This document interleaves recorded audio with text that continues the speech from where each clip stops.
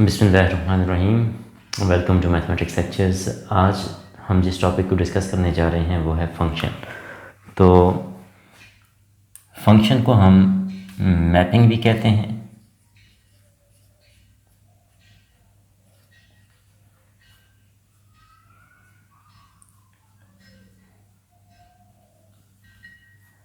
तो सबसे पहले हम इसकी डेफिनेशन देखते हैं। तो इसकी इक्वलेंट टू टाइप्स की डेफिनेशंस हैं कि अर्ली स्टेज में स्टूडेंट्स को कुछ इस तरह बताया जाता है कि a function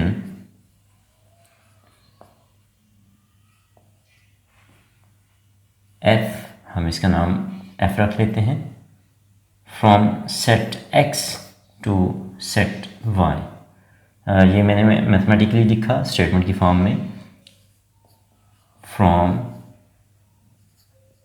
set x to set capital Y is a relation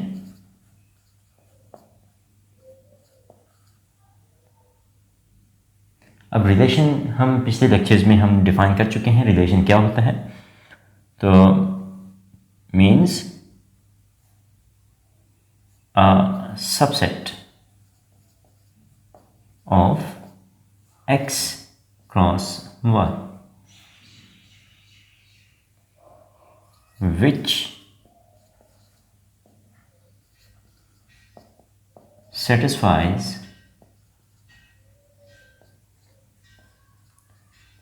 following two conditions.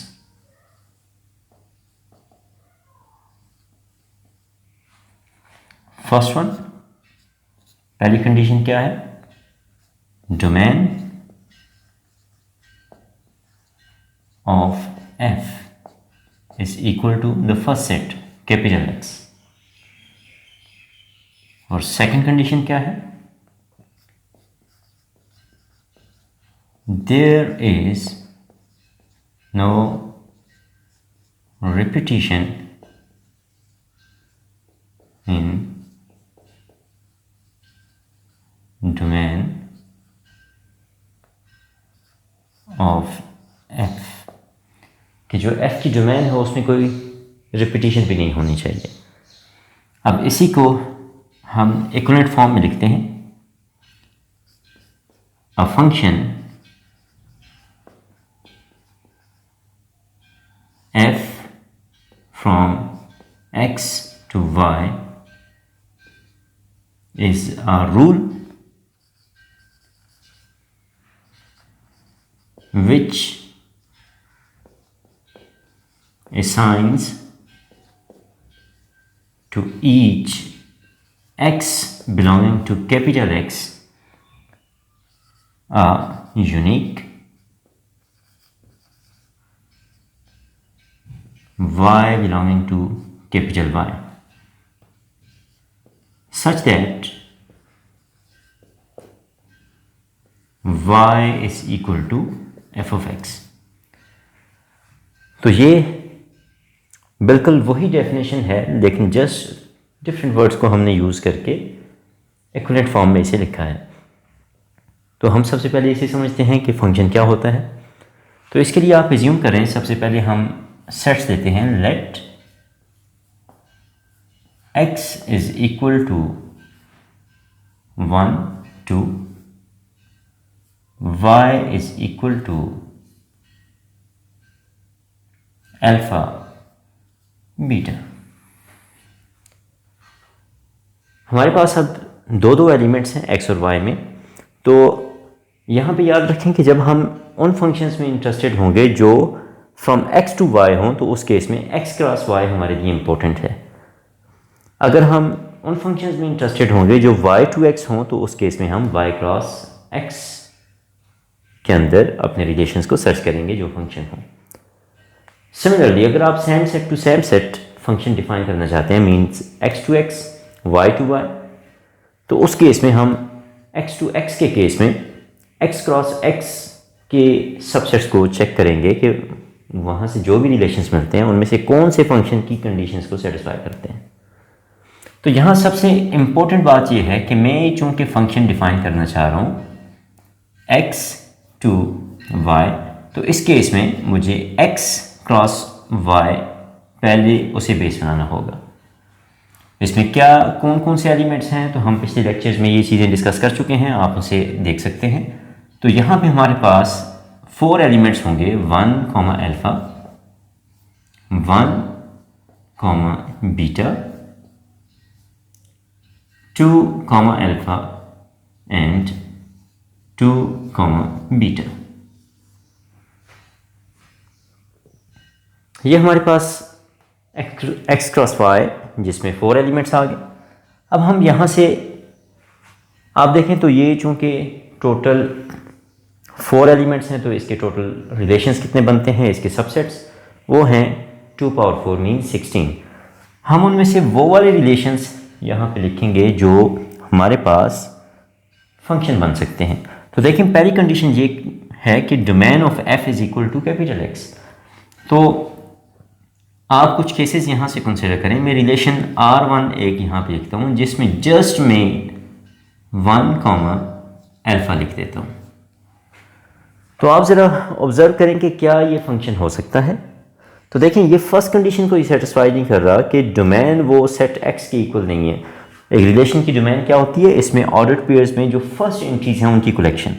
तो यहाँ पे जस्ट 1 है, तो 1 तो सेट x के इक्वल नहीं है, बल्कि उसमें 2 भी होना चाहिए। तो इसका मतलब ये है कि ये हमारे पास फंक्शन नहीं है। यहाँ से आपको एक और बात पता चली कि हमें चूँकि 1 और 2 दोनों चाहिए, तो उसके लिए हमारी रिलेशन के अंदर कम से कम 2 एंट्रीज मौजूद होनी चाहिए। तो मैं दूसरी एंट्री यहाँ पे लिखता हूँ,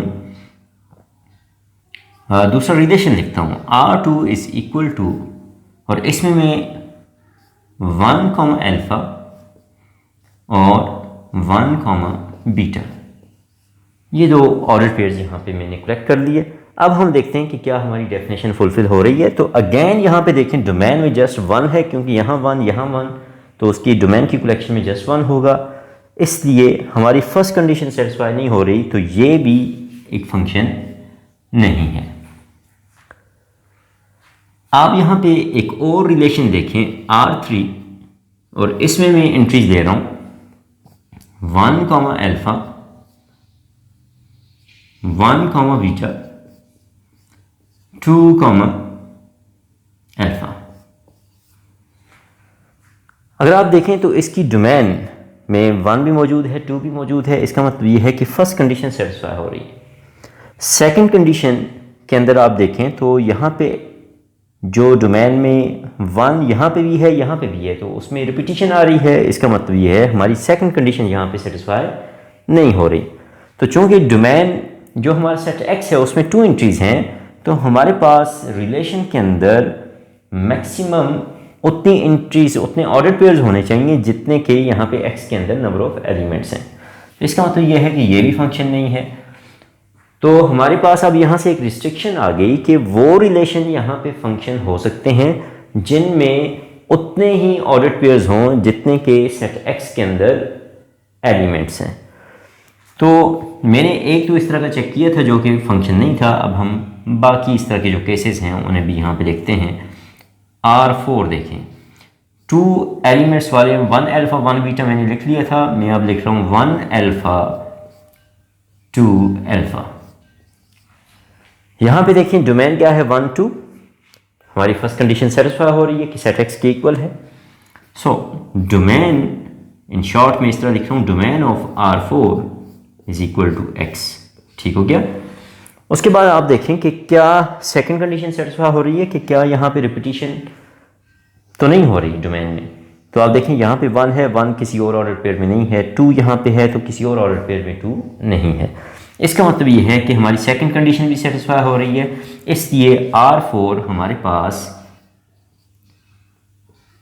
is a function from x to y। इसी तरह हमारे पास और कौन से केसेस हैं जो यहाँ पे फंक्शन होंगे, वो मैं आपके साथ यहाँ पे डिस्कस कर लेता हूँ। तो मैं R5 लिखता हूँ, और R5 के अंदर 1 अल्फ़ा जिस तरह यहाँ पे था, और 2 बीटा, क्योंकि 2 अल्फ़ा को हम पहले कंसिडर कर चुके हैं, आप इसे चेक करें तो ये भी फंक्शन होगा। R6 equal to 2 alpha 1 beta, ये भी आपके पास फंक्शन की कंडीशन को सेटिस्फाई करेगा। उसके बाद R7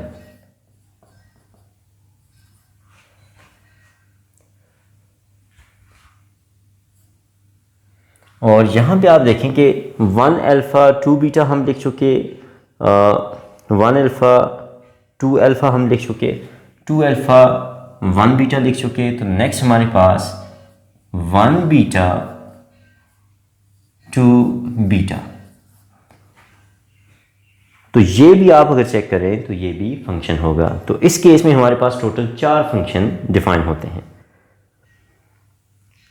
अब आप इसे यहाँ पे देखें तो इसमें और इसमें कैसे आपको पता चलेगा कि इसमें वही बात कही जा रही है जो यहाँ पे। तो आप देखें इसमें कहा गया a function f from x to y is a rule which assigns to each x belonging to capital X a unique y belonging to capital Y। तो जो हमारी फर्स्ट कंडीशन है ना, domain of f equal to capital X, वो यहाँ पे इस statement के अंदर कह दी गई है कि कैपिटल X का हर एलिमेंट इस फंक्शन के अंदर पार्टिसिपेट करेगा। अदर वर्ड्स में इसका मतलब यही है कि जो f फंक्शन है उसकी डोमेन सेट x के इक्वल होनी चाहिए। तो यहाँ से इस चीज़ को मेक श्योर किया गया कि कैपिटल X का हर एलिमेंट पार्टिसिपेट करे।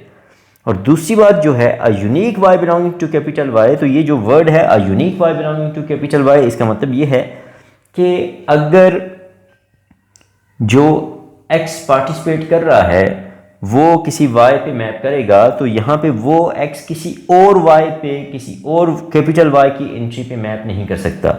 मींस यहाँ से x जब भी y के एलिमेंट के साथ मैप करेगा तो वो y का एलिमेंट उसके साथ उसके लिए यूनिक होना चाहिए।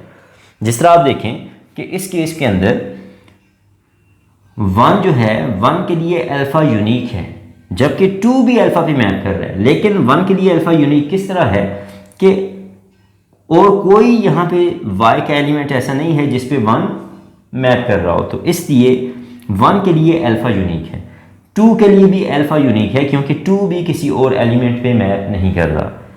तो यहाँ से आई होप आपको ये समझ आ गई होगी कि ये जो to each x belonging to capital X a unique y belonging to capital Y, इसका और ये जो हमारी फर्स्ट डेफिनेशन थी, इनका आपस में क्या रिलेशन है। इसके बाद देखें जब हम बड़े सेट्स पे काम करते हैं, set of real numbers, set of natural numbers, वहाँ पे हम ये काम नहीं कर सकते। हम इस तरह से टेबुलर फॉर्म में चीज़ों को नहीं लिख सकते। उसके लिए हमें फिर x और y का आपस में एक डेफिनेशन के थ्रू रिलेशन चाहिए होता है। इसीलिए यहाँ पे जो लिखा गया है y equal to f of x, ये इस वजह से लिखा गया कि ताकि हम स्टेटमेंट की फॉर्म में x और y के एलिमेंट्स का आपस में जो रिलेशन है वो डिफाइन कर दें। इस चीज़ को अप्लाई करना बहुत से केसेस में इम्पॉसिबल नज़र आता है जब आप इनफाइनाइटली मैनी एलिमेंट्स के सेट्स पे काम कर रहे होंगे। उस केस में हम फिर क्या करते हैं, हम स्टेटमेंट की फॉर्म में रिलेशन को लिख देते हैं और फिर चेक करते हैं कि वो फंक्शन है या नहीं है। अब इसकी एक एग्जांपल देखते हैं कि आप एज्यूम करें हमारे पास एक फंक्शन है जो कि सेट ऑफ नेचुरल नंबर से सेट ऑफ नेचुरल नंबर्स पे हम डिफाइन करेंगे। आपको पता है कि इस सेट के अंदर एलिमेंट्स क्या हैं, 1 2 3 4 अप टू सो ऑन, तो इनफाइनाइटली मैनी एलिमेंट्स हैं। अब मैं उन सब को टेबुलर फॉर्म में तो नहीं लिख सकता, तो मैं क्या करूँगा, मैं यहाँ पे लिखूँगा कि f of x is equal to 2x plus 1 where x belongs to n। तो ये जो n है इसका एलिमेंट x है, तो जब f उस पर ऑपरेट होगा तो ये जो आउटपुट हमें मिलेगी यहाँ से वो इस n की होगी। अब हम इस f ऑफ x को y भी कह देते हैं, तो ये जो हमें y मिल रहे हैं वो एक्चुअली इस सेट में से हैं। तो y बिलोंग कर रहे हैं इस n में से, x बिलोंग कर रहे हैं इस n में से। तो अगर आप देखें तो यहाँ पे हमारी डोमेन क्या है, डोमेन हमारी सेट ऑफ नेचुरल नंबर्स है, तो मैं उसे यहाँ पे लिख लेता हूँ। अच्छा, अब ट्रिकी क्वेश्चन ये है कि इसकी रेंज क्या है। तो ये जो y की कलेक्शन है हमारे पास, जिस तरह हम यहाँ पे देखते थे कि अल्फ़ा बीटा अल्फ़ा, ये हमारे पास रिलेशंस की रेंज आ रही थी। ये R4 जो फंक्शन था इसमें हमारे पास यहाँ पे रेंज जो है जस्ट अल्फ़ा है, यहाँ पे range alpha beta mean set y।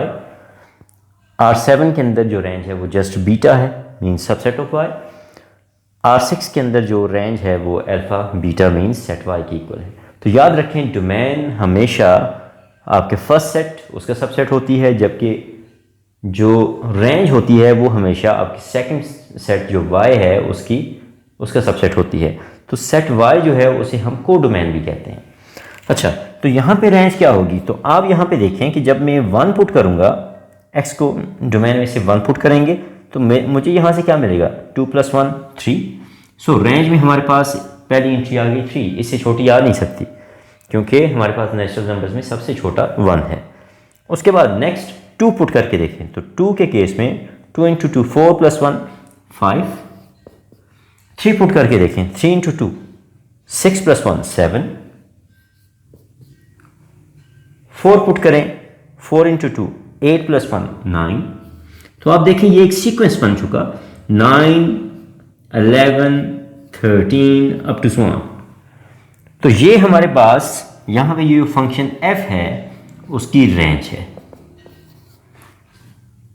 I hope आपको यहाँ से क्लियर हो गया होगा कि एक फंक्शन की डोमेन और रेंज हम किस तरह से कैलकुलेट करते हैं और फंक्शन को लिखते कैसे हैं। अगर आपका इसमें कोई क्वेश्चन हो तो आप उसे पूछ सकते हैं। आप कोशिश करें कि अपने पास 5-7 फंक्शन की डिफरेंट सेट्स पे एग्जांपल बनाएं, R to R बनाएं, n cross n to R बनाएं, तो आप देखेंगे कि आपको इनफाइनाइटली मैनी पॉसिबिलिटीज़ नज़र आएंगी कि हम फंक्शंस डिफ़ाइन कर सकते हैं। नेक्स्ट लेक्चर के अंदर हम 1-1 फंक्शन ऑन टू फंक्शन उन्हें डिफ़ाइन करेंगे और कुछ एग्जांपल्स पे काम करेंगे। तो आप उन कंडीशंस को उस वक्त ही समझ सकेंगे जब आपको फंक्शंस और फंक्शंस की कुछ एग्जांपल्स आपके पास मौजूद होंगी और आपको ये डेफिनेशंस बिल्कुल क्लियर होंगी। Thank you.